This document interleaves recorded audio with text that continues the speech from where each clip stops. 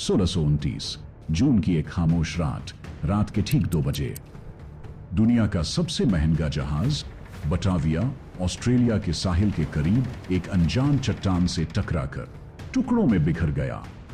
इस जहाज में चांदी के ढेर लगे थे और खालिस सोने से भरे भारी संदूक मौजूद थे, लेकिन सबसे कीमती चीज यह दौलत नहीं थी, बल्कि वे 341 इंसान थे जो इस जहाज पर सवार थे। वे समंदर की खौफनाक लहरों से किसी तरह बच तो गए, मगर उन्हें क्या मालूम था कि असल खतरा अब शुरू होने वाला है। जिस जजीरे पर वह पनाह लेने पहुंचे थे, वहां समंदर नहीं इंसान सबसे बड़ा दुश्मन बनने वाला था। उनके बीच खामोशी से एक ऐसा शख्स मौजूद था जिसके ज़हन में एक हौलना का मंसूबा जन्म ले चुका था। लेकिन वह शख्स कौन था और उस जजीरे पर ऐसा क्या हुआ जिसे डच ईस्ट इंडिया कंपनी ने अपनी तारीख से हमेशा के लिए मिटा दिया। 6वीं सदी में VOC यानी डच ईस्ट इंडिया कंपनी दुनिया के इतिहास की सबसे अमीर कंपनी थी। इतनी अमीर कि आज की एप्पल और गूगल भी इसके सामने कुछ नहीं थे। बटाविया का सफर अक्टूबर 1629 में हॉलैंड से शुरू हुआ। इसकी मंजिल थी जकार्ता, जो उस वक्त डच ईस्ट इंडिया कंपनी का एशिया में सबसे बड़ा मरकज था।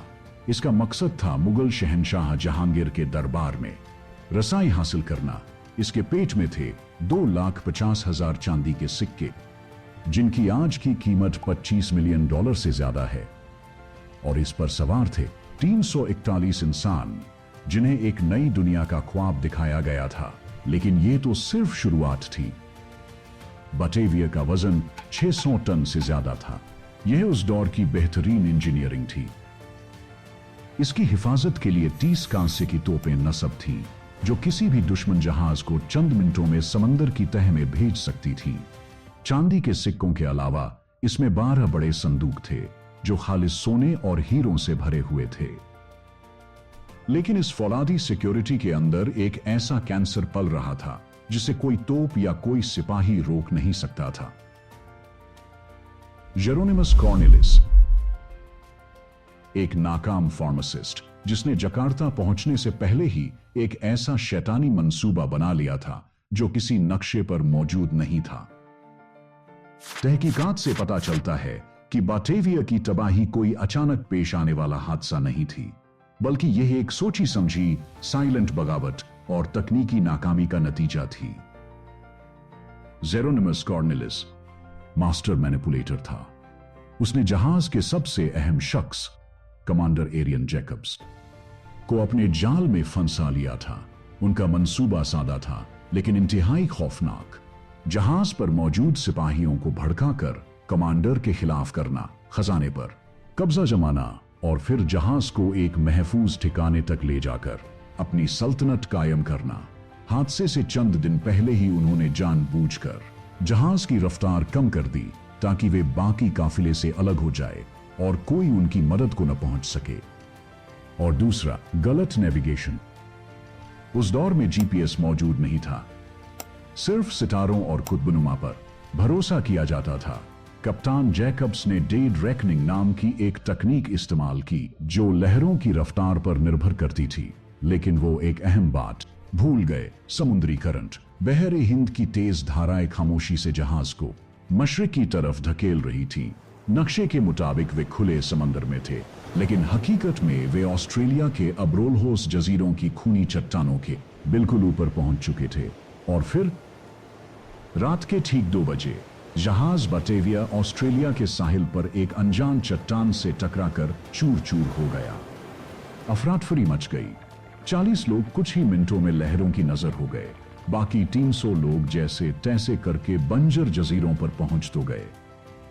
लेकिन असल चैलेंज तो अब शुरू हो चुकी थी। इन जजीरों पर पीने के पानी की एक कतरा तक मौजूद नहीं था। जहाज 2 हिस्सों में टूट चुका था। खुराक समंदर में बह चुकी थी और किसी को नहीं मालूम था कि वे दुनिया के किस कोने में फंस चुके हैं। कोई रास्ता नजर न आते ही कमांडर फ्रांसिस पेलसाट और कप्तान एरियन जैकब्स ने एक बेहद सख्त और बेहद मतनाजा फैसला किया। 8 जून 1629 को यानी जहाज के तबाह होने के सिर्फ 4 दिन बाद पेलसाट ने 48 बेहतरीन मल्लाहों और अफसरों के साथ 9 गज लंबी एक छोटी कश्ती पर सवार होकर समंदर में निकलने का फैसला किया। उनका मकसद था 3000 किलोमीटर दूर जकार्ता पहुंचना, ताकि वहां से एक मददगार जहाज लाया जा सके। फिर वही हुआ जिसका डर था। उनका लीडर कौन बना? जेरोनिमस कॉर्नेलिस, वो शख्स जिसे अब रोकने वाला कोई नहीं था। यहीं से शैतान का राज शुरू हुआ। कॉर्नेलिस ने एक खौफनाक हिसाब लगाया। अगर लोग कम होंगे तो बचा हुआ राशन उसके और उसके साथियों के लिए ज्यादा अरसे तक काफी होगा। उसने अपने वफादार गुंडों का एक गिरोह बनाया। वे रात के अंधेरे में खेमों में घुसते और सोए हुए लोगों के गले काट दिए जाते। सिर्फ 3 महीनों के अंदर 125 से ज्यादा मर्द, औरतें और बच्चे कत्ल कर दिए गए। किसी का गला घोंटा गया, किसी को समंदर में डुबो दिया गया, यहां तक कि हामिला औरतों को भी नहीं बख्शा गया। लेकिन एक सिपाही वीबे हायस ने हार नहीं मानी। उसने अपने साथियों के साथ मिलकर पत्थरों और लकड़ियों से हथियार बनाए और कॉर्नेलिस के मुसल्लह गिरोह का डटकर मुकाबला किया। यह कत्ल ओ गारत तब रुकी जब कॉर्नेलिस ने वीबे हायस के जजीरे पर हमला किया, लेकिन वह नाकाम रहा। वीबे हायस ने न सिर्फ पानी तलाश कर लिया था, बल्कि कॉर्नेलिस को कैदी भी बना लिया। जब मददगार जहाज सार्डम वहां पहुंचा तो कमांडर पल्सार्ट ने तमाम सबूत देखने के बाद मौके पर ही फैसला सुनाने का हुक्म दे दिया। इंसाफ तेज था और बेरहम। कॉर्नेलिस के दोनों हाथ काट दिए गए और उसी जजीरे पर उसे फांसी दे दी गई। कॉर्नेलिस के 5 करीबी साथियों को भी फांसी दी गई।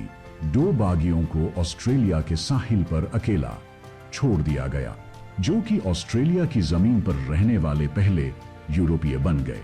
हालांकि वे जीवित न बच सके।